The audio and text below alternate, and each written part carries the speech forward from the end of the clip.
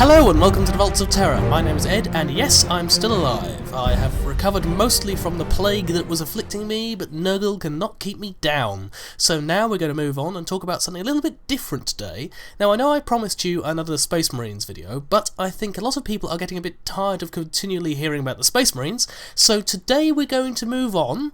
We will be back to the Space Marines in the next few videos, but today we want to clarify something that a few people may be confused about, because I've mentioned them a few times, but a lot of people might not be sure what this is. And today, what we're talking about is the warp. Now, the warp is something that is a mainstay of the Warhammer universe. Now, it helps to explain a lot of the phenomena that could be called magic or psychic powers that obviously don't exist in the real world, but could exist in a universe where this parallel dimension exists. So what I'm going to do today is just go through and explain the basics of the warp, some of the creatures, some of the inhabitants, and of course the gods of chaos, which I know you're all eager to hear about. So, let me get started with the basics. The warp is a dimension of random energy which is also called chaos. It is known by many names, such as warp space, the immaterium, and the empyrean, and it is inhabited by many different entities, as I mentioned, including the gods of chaos. Now, the warp is without form. It's not a specifically located place, and it has its own fluid laws of time and space, unlike those of the mundane universe. Its energies are always in flux, and it never remains the same from one moment to the next. Now, the warp could be compared, if you had to compare it to anything, to a vast sea of energy. Although it's its own reality, warp and real space are actually parallel mirrors of each other, with something happening in real space sometimes being reflected quite strongly in the warp. Now, this relationship allows warp-capable spacecraft that are used by many races, including the Imperium, to travel along the warp until they re-emerge into real space, a great distance away from where the craft exited real space. A lot of the warp is not actually structured in any way, even by the demons that inhabit it. Now, this unstructured mass is called the Formless Wastes, and it is the majority of the warp. Now, there are entities that do claim areas of the Formless Wastes, namely greater demons and demon princes, who have become capable of forcing some influence over the area of the warp that they now control.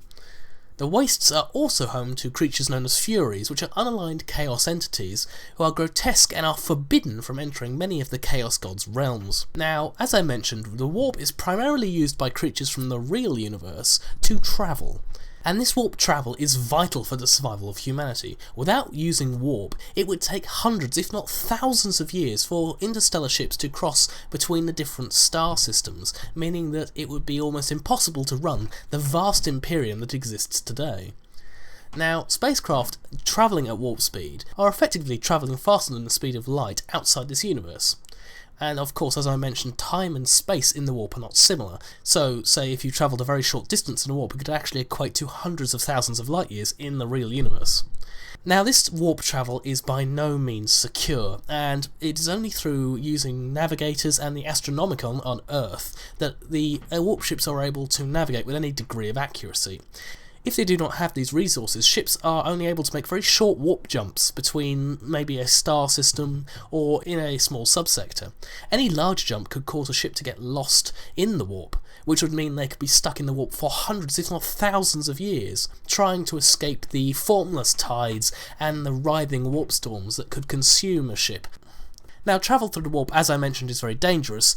That can be because of many different events or entities. Now, one of these dangerous events are warp storms. These warp storms can turn areas of the warp into raging whirlpools of destructive energy. These can last for days, months, or even centuries, and ships caught in these storms, at best, might be blown off course, and emerge thousands of light years off course in uncharted space, or be trapped in the warp to become playthings of the dark creatures that exist there. Now, the storms can cut off travel to certain regions of space. This can mean that sectors, although looking calm from the outside, can be trapped away from the Imperium for many thousands of years, as happened during the Age of Strife, trapping humanity into certain pockets of space. Warp storms also have counterparts in real space called warp rifts. Now, a rift is where real space is weakened enough to allow the warp space to bleed through. Now, these can occur randomly, or they can be forced by specific ritual, or by demons or even humans attempting to breach real space from the warp. Now, these rifts can take many forms, and can be spitting rips of warp stuff, or they might show glimpses into the realm of chaos. and they can also appear as gates of green fire, clouds of impenetrable shadow, boiling lakes of pus, one of my favourite, and other more terrifying visions that could drive a mortal mad at the sight of them. Now, warp rifts lead to many perils, from mortal possession to full-scale demonic incursions and chaos invasions, and thus it is critical that when the Imperium notices a warp rift forming, they are there, usually with the Inquisition, stamping out any warp activity in order to prevent any sort of rift from forming. Of course, sometimes these are inevitable, but the Imperium does what it can to strive against the powers of the warp. Now, as I mentioned, the warp is utterly hostile to all creatures from the material realm, such as ourselves, and without protection from Geller fields from spaceships can cause major damage to a person, leading to death, madness, or mutation. However, the warp is in fact home to its own form of life. Now, these are more often than not very violent entities that are drawn to psychic mortals in reality. These creatures include the vampire, astral spectres, astral hounds, and enslavers, and of course, the demons of the warp.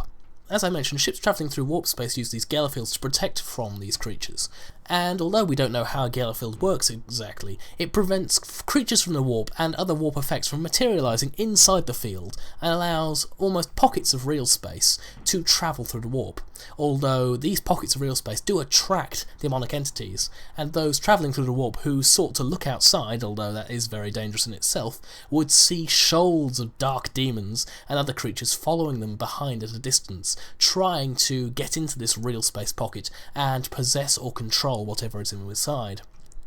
The most powerful warp entities are those that you will already know of, the Chaos Gods. Now, there are 4 primary Chaos Gods, known as Khorne, Slaanesh, Tzeentch, and Nurgle. Now, there is also many other minor gods, and there is also the 5th Chaos God, known as Mattel or Malice. Now, the reason I don't mention him in too much detail, just going out of lore for a second, is that the Games Workshop actually don't own the rights to this Chaos God anymore, because those who actually developed him left the company, and we're unsure exactly how much the Games Workshop is allowed to use, and how much they are prevented from using through legal reasons. So thus, although I will mention Malice in a later video, he's not considered primary canon, although there are indicators of him in the Warhammer universe, such as the Sons of Malice, which are a Chaos Space Marine chapter. Now, as I mentioned, these entities are known as gods, and each have their own area of influence over the warp. Now, their area of influence does personify their own personalities. Now, many of us know that Khorne is the god of war, god of blood, god of skulls, god of rage, etc., whereas Slaanesh is the god of depravity, lust, and avarice. So these personality traits are reflected within the warp. Now, that is all I really wanted to mention on the warp at this stage. It is mainly a other realm in the Warhammer 40,000 universe that is mainly made of energy, containing many different and violent entities, but also is essential to allow warp travel and also warp communication, which I don't think I mentioned, where astropaths, who are specific psychers, can send and receive messages through the warp in a sort of long-range telegraph fashion, which is the only way that the Imperium is kept together, allowing for messages to be transmitted many hundreds of light years without having to physically send them via ship courier, who is not also guaranteed to get there. That is why the warp exists, and it's also rather convenient for the Warhammer 40,000 canon. What I'll mention in our next video is exactly how warp travel works and how spaceships can move between these 2 points. As I've mentioned before, we are still doing the Space Marines videos, so if you do have a chapter you want to see specifically in our next few videos, then do mention them in the comments below. If there's another topic that you want me to cover relating to the warp, I know I'm going to be doing the Chaos Gods, I'm going to be doing warp travel, and I'm also going to be doing a little bit more on the demons and other entities that exist within the warp. Now, this does not mean I'm starting my Chaos arc at the moment. We're not going to be going into the Chaos Space Marine Legions or anything to do with the Horus Heresy at this moment, so do hold off on requesting things like that, because although I appreciate you asking for them, they're unlikely to be dealt with so soon. And after I've dealt with these warp videos, we will be going back to the Space Marines, of course, so do keep watching, and we will be updating more regularly now I'm back and recovering from the plague. So, I hope you've enjoyed watching, and we'll see you next time on the Vaults of Terra.